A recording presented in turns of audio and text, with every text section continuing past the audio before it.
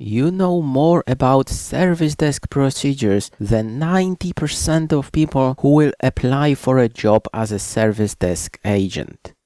In most cases, people have no idea what SLA is, they don't know how to open a ticket, they know nothing.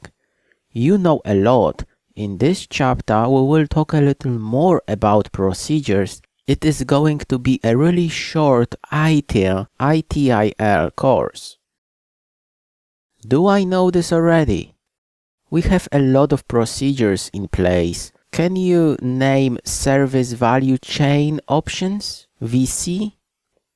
We have ITIL version 4 now, and this is what I want to focus on. If you want to take an official course about ITIL, it is 3 days, yes, 8 hours, 3 days. A lot of topics, a lot of concepts. Here it will be a really short description of things and terms that you have to understand. Okay, what about the service value chain? What's that? Plan, improve, engage, design, obtain, and deliver. We have main values, main services, a chain of events. We have 4 main dimensions of service management: organization and people, value streams and processes, partners and suppliers, information and technology. All these things can, impress a manager, but you will not use them every day. What's really important is to understand some basic terms.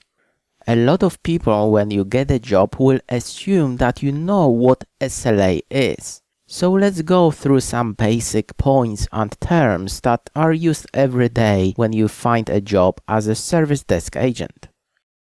Let's start with SLA. Okay, we know what SLA is. I have 4 hours to reply to my customer. I know, and I have 16 hours to close my ticket. Yes, so it is our responsibility. Another example is if you go for a data center, if you want to rent something over there, they tell you our SLA uptime is 99.9%. A very similar term is OLA, Operational Level Agreement, an agreement between an IT service provider and another part of the same company. So you can have this agreement between one department and another. CAB stands for Change Advisory Board. If you want to raise a change, if you want to say, I want to modify this feature, I want to install a new service.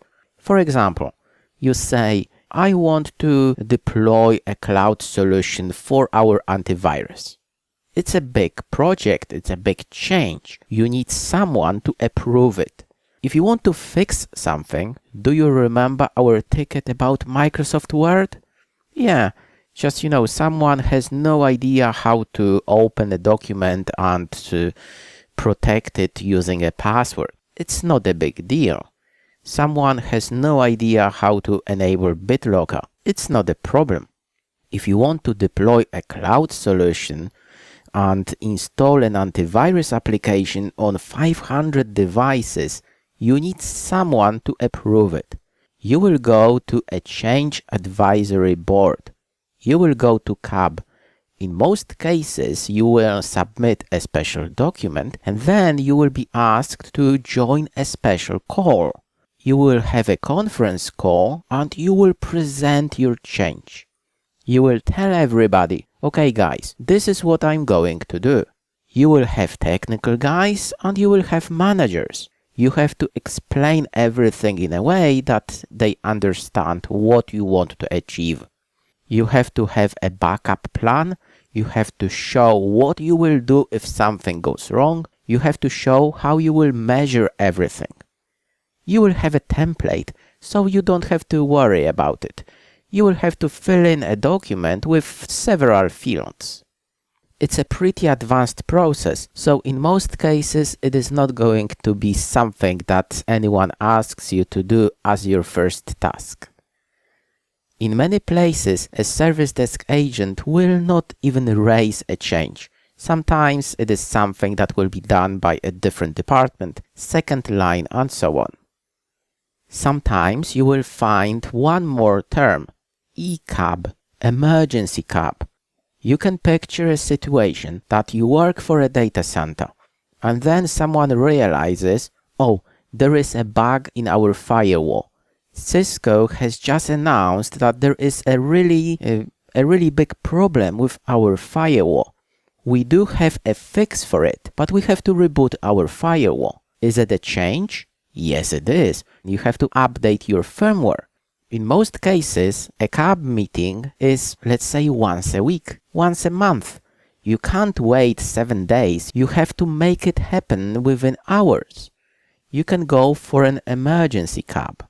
You have to justify, this is something that I have to do straight away. In many companies, you will have something that is called a change freeze. For instance, Christmas. You don't want to introduce a change because something can go wrong. You will have a change freeze. If you want to change something, you have to justify it. It has to be in a way an emergency change, something that cannot really wait. In many places, you will have a calendar. You can see, okay, I can see there is a change freeze here, here, and there. A lot of applications that you use can identify it and let you know. Listen, mate, you cannot really raise a change now because it's a change freeze. Wow, a lot of things here, but it is all about delivering the best value, the best service to our customers. We will talk a little more about some concepts and especially service operations in our next lecture. Let's talk a little more about service operations. We know we can have a ticket, but it is not good enough to say we have a ticket. We have to be more specific about it now. We can have an incident. Something is broken. You have to fix it.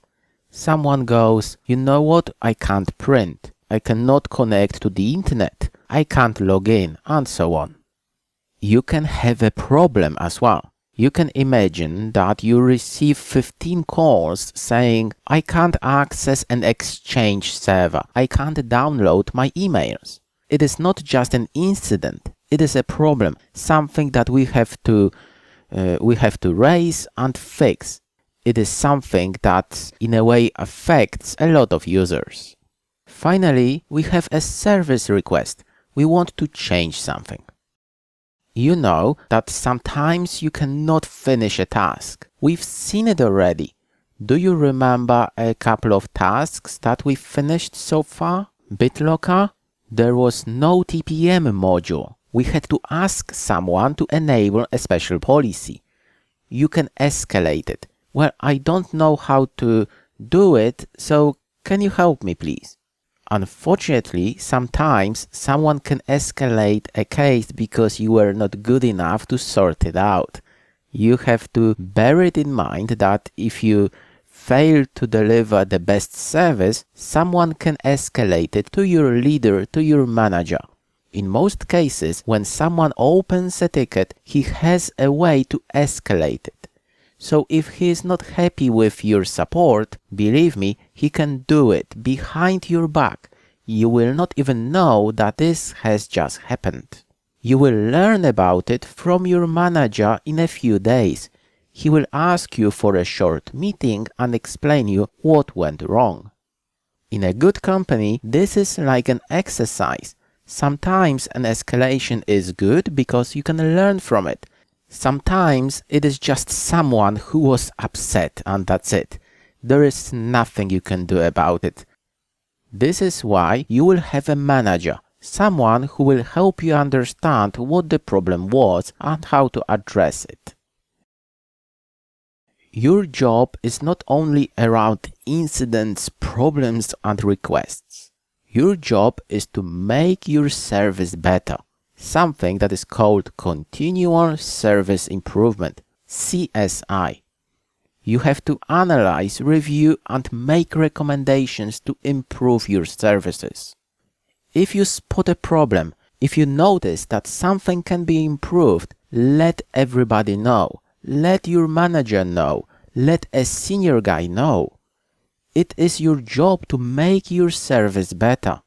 Sometimes it might be a really small thing that will make a huge difference. It is especially important to report when you notice a security issue. If you notice that a customer decided to, let's say, save a document with password, clear text, it is not a good thing, but it is not your job to point it out and, educate a user. Not really. You should discuss it with your manager. He will take it from there. You will work with a number of systems that will send you alerts, events, and incidents. It is your job to sort it out and make it look and work better. I know it is a pretty limited job, first-line support, a service desk agent, so yes, you will not improve 15 things a day, not really. Please keep your eyes open, be proactive, be ready to notice what has just happened. You have to make sure that you document everything as well. You've seen documents already, we've seen a nice knowledge base page, you've seen all these notes. You have to keep everything up to date. In many cases, you will take a note of an IP address, for instance, of a server. If you have to change this IP address, you have to modify a document straight away. You have to go to Assets and then modify something that is called a configuration item, CI. You have to make sure that everything is up to date. Remember that someone will have to use this piece of information in a few hours. When you go home, you have to make sure that someone can read your notes and figure out what has happened. The same applies to your tickets, incidents, and changes. Make sure that you take a lot of notes and describe what the problem was. In many places, you will have a special page that will allow you to, monitor and update something that has been happening in the last 8 or 16, 24 hours. It is especially important if you want to escalate a problem. You will escalate it to someone who knows more than you do. Believe me, he will challenge you if you make a stupid mistake or if you miss something that was obvious. Do you know what I mean? You have to explain everything in a way that they can understand and just fix it for you. Can you give me an example? You're a first-line network agent. Someone goes, "Oh, my internet is down." You say, "Okay, can you see any lights on your router?" And the customer says, "No." You say, "Okay, so yeah, let's escalate it. Your router is broken." It is something that happened to me a few years ago. One of my agents just, said, "Okay, your router is broken," and we actually sent a field engineer on site. Someone arrived to replace his router because an agent said, "Well, it's broken." Actually, it was just enough to push a power cord. I know it takes time. You will make a lot of mistakes. Yes, you will. It's not a question if, but when. It is okay. You have to learn and make things better. You have to make sure that you're ready to learn and you will become a second and third line guy in a few years.